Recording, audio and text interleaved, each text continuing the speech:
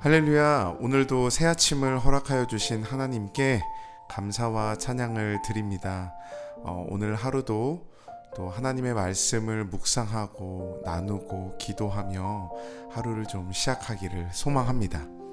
9월 29일 목요일 아침 예배 우리 하나님께 올려드리기를 원합니다. 다 함께 사도신경으로 신앙을 고백하며 이 아침을 시작하길 원합니다. 전능하사 천지를 만드신 하나님 아버지를 내가 믿사오며 그 외아들 우리 주 예수 그리스도를 믿사오니 이는 성령으로 잉태하사 동정녀 마리아에게 나시고 본디오 빌라도에게 고난을 받으사 십자가에 못 박혀 죽으시고 장사한 지 사흘 만에 죽은 자 가운데서 다시 살아나시며 하늘에 오르사 전능하신 하나님 우편에 앉아 계시다가 저리로서 산자와 죽은 자를 심판하러 오시리라. 성령을 믿사오며 거룩한 공예와 성도가 서로 교통하는 것과 죄를 사하여 주시는 것과 몸이 다시 사는 것과 영원히 사는 것을 믿사옵나이다. 아멘. 오늘 함께 묵상할 또 말씀은 고린도전서 15장 20절에서 34절까지의 말씀입니다. 고린도전서 15장 20절에서 34절까지의 말씀입니다. 제가 봉독하도록 하겠습니다. 그러나 이제 그리스도께서 죽은 자 가운데서 다시 살아나사 잠자는 자들의 첫 열매가 되셨도다. 사망이 한 사람으로 말미암았으니 죽은 자의 부활도 한 사람으로 말미암는도다. 아담 안에서 모든 사람이 죽은 것 같이 그리스도 안에서 모든 사람이 삶을 얻으리라. 그러나 각각 자기 차례대로 되리니 먼저는 첫 열매인 그리스도요, 다음에는 그가 강림하실 때에 그리스도에게 속한 자요, 그 후에는 마지막이니 그가 모든 통치와 모든 권세와 능력을 멸하시고 나라를 아버지 하나님께 바칠 때라. 그가 모든 원수를 그 발 아래 둘 때까지 반드시 왕노릇 하시리라. 맨 나중에 멸망받을 원수는 사망이니라. 만물을 그의 발 아래 두셨다 하셨으니 만물을 아래에 둔다 말씀하실 때에 만물을 그의 아래에 두시니가 그 중에 들지 아니한 것이 분명하도다. 만물은 그에게 복종하게 하실 때에는 아들 자신도 그때에 만물을 자기에게 복종하게 하신 이에게 복종하게 되리니 이는 하나님이 만유의 주로서 만유 안에 계시려 하심이라. 만일 죽은 자들이 도무지 다시 살아나지 못하면 죽은 자들을 위하여 침례를 받는 자들이 무엇을 하겠느냐? 어찌하여 그들을 위하여 침례를 받느냐? 또 어찌하여 우리가 언제나 위협을 무릅쓰리요? 형제들아, 내가 그리스도 예수 우리 주 안에서 가진 바 너희에 대한 나의 자랑을 두고 단언하노니 나는 날마다 죽노라. 내가 사람의 방법으로 예배소에서 맹수와 더불어 싸웠다면 내게 무슨 유익이 있으리요? 죽은 자가 다시 살아나지 못한다면 내일 죽을 터이니 먹고 마시자 하리라. 속지 말라. 악한 동무들은 선한 행실을 더럽히나니 깨어 의를 행하고 죄를 짓지 말라. 하나님을 알지 못하는 자가 있기로 내가 너희를 부끄럽게 하기 위하여 말하노라. 아멘. 아멘. 오늘 하나님의 말씀 고린도전서 15장 20절에서 34절까지의 말씀인데요.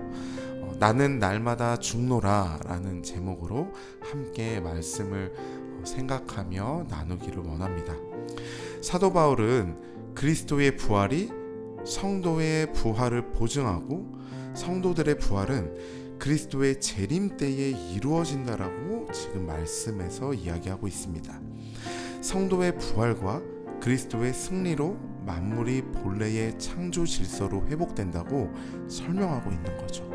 또한 그는 깨어 의를 행하고 죄를 짓지 말라고 이야기하고 있습니다.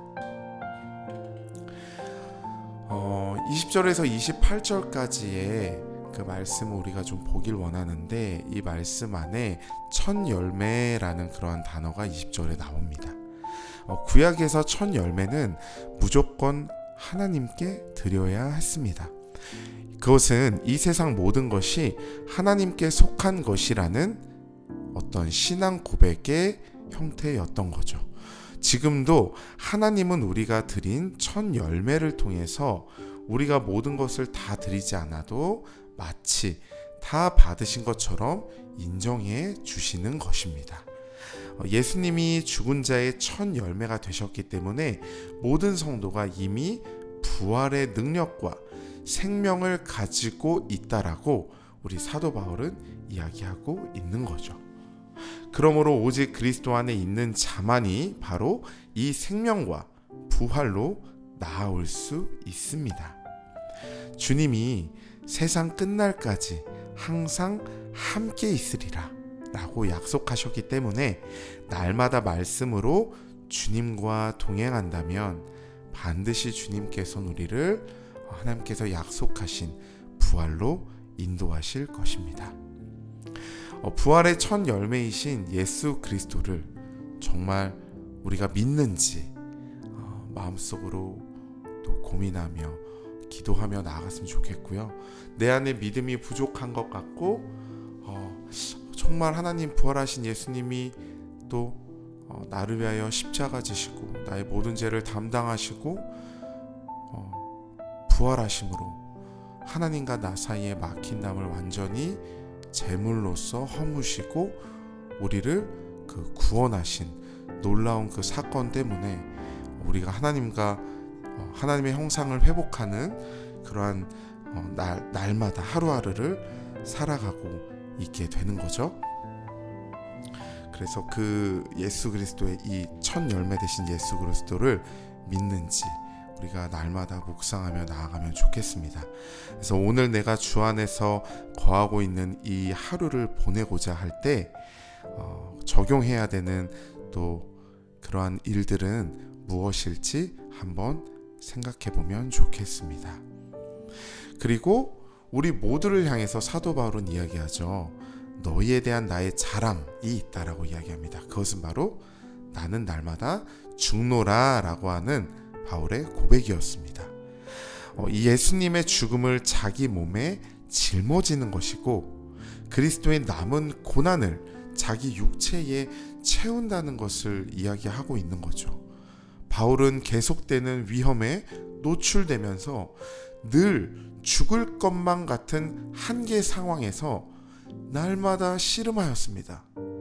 그럼에도 그가 자랑하는 것은 인간적인 자랑이 아니고 자기의 사명이자 정말 큰 관심사인 영혼 구원밖에 없다라는 것을 지금 사도 바울은 내가 날마다 죽노라 라는 말씀을 통해서 하고 있는 거예요. 이때 당시 정말 예수 그리스도의 복음을 증거한다는 것은 목숨을 내어놓고 하는 행위와 같았습니다. 왜냐하면 그때 당시 예수 그리스도를 십자가에 못 박은 자들이 누구입니까? 바로 하나님께 선택받았다 여기고 있는 유대인들 아니었습니까? 그들을 향해 또 이방인들을 향해서 예수 그리스도의 복음을 목숨을 아끼지 않고 사도 바울은 증거하고 있습니다. 그래서 내가 날마다 죽노라는 어떻게 보면 단순하게 내 안에 있는 연약함과 죄악들이 또 날마다 우리가 싸우며 또 하나님 앞에 또 치열함 가운데 나아가야 되는 것도 맞지만 그것을 사실 훨씬 뛰어넘는 이야기를 하고 있는 거예요. 바로 영혼 구원에 대하여 날마다 죽는다라는 이야기를 하는 것입니다. 저도 이러한 경험이 예전에 있습니다. 저희 가족들은 예수 그리스도를 믿지 않는 가족들이었고 저희 부모님도 저희 누나도 교회를 다니지 않았을 뿐만 아니라 제가 교회 가는 것을 굉장히 싫어해서 맞으면서도 교회를 가고 또 학교에서도 친구들에게 또 내가 받은 예수님의 그 사랑이 너무 값지고 또 이 복음 전하는 거에 대해서 예수님이 늘 강조하며 말씀하셨기 때문에 부활하신 예수님 말씀하신 것은 복음을 전하라 라는 거잖아요. 그래서 그것을 너무 하고 싶으니까 학교에서 친구들에게 복음을 증거하다가 왕따도 여러 번 당하고 우리 부모님에게 또 가족들 친척들에게 또 복음을 증거하다가 굉장히 큰 어려움도 당했던 적이 있습니다.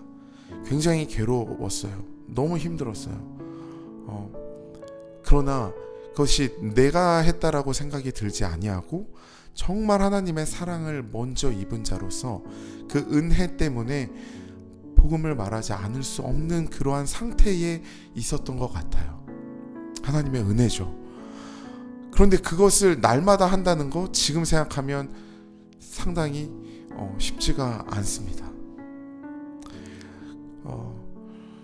지금은 결혼도 하고 아이도 있고 또 교회에서 사역도 하고 일도 하고 여러 상황 속에 놓여 있는데, 이 속에서 내가 날마다 죽는다는 것이 무엇일까?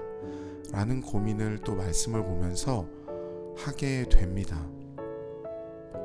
때로는 억울한 일도 많이 당할 수 있죠. 참 억울한 일을 당할 때 참기가 쉽지가 않습니다. 그러나 예수 그리스도의 복음 때문에, 예수님의 사랑 때문에 그 억울함을 한 번 더 참아내고, 또 이런 것도 우리가 날마다 죽는 그리스도인으로서 하나님의 자녀로서의 어떤 모습이 아닐까 생각이 되어지는 아침입니다.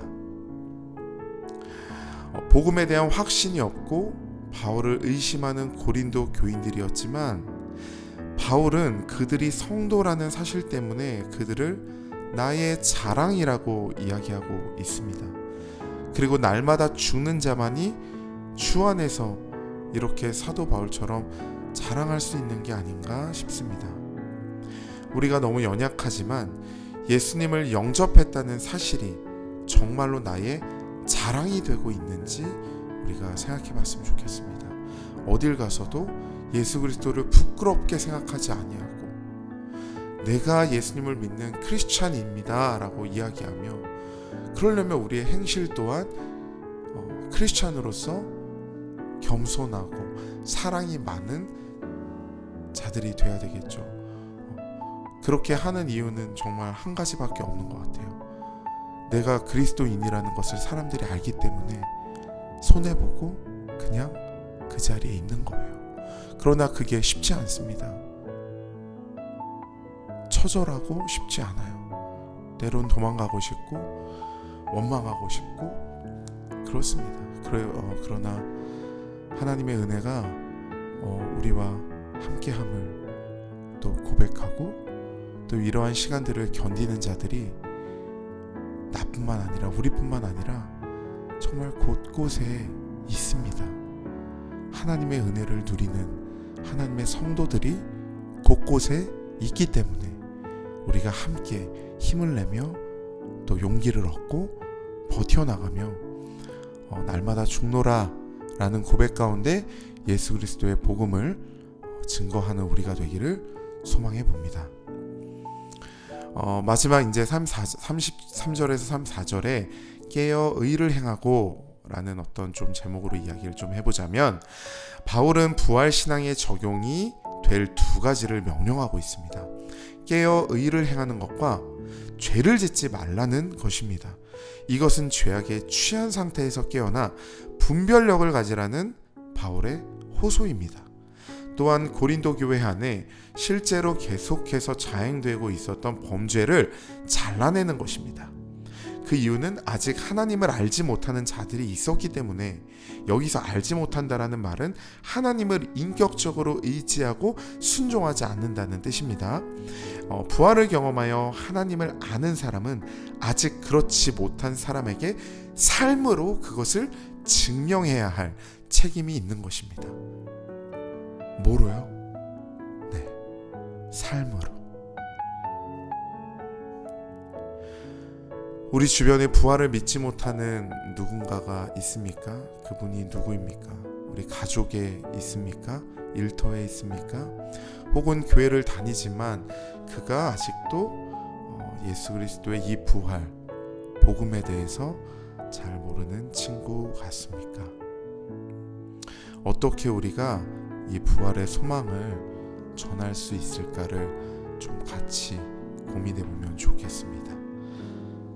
삶으로 그것들을 증명하는 저와 여러분이 되기를 기도하면서 말씀을 마무리하고요. 또 제가 기도하고 계속해서 개인적으로 오늘 말씀을 묵상하며 기도할 수 있게 있으시기를 소망해 봅니다.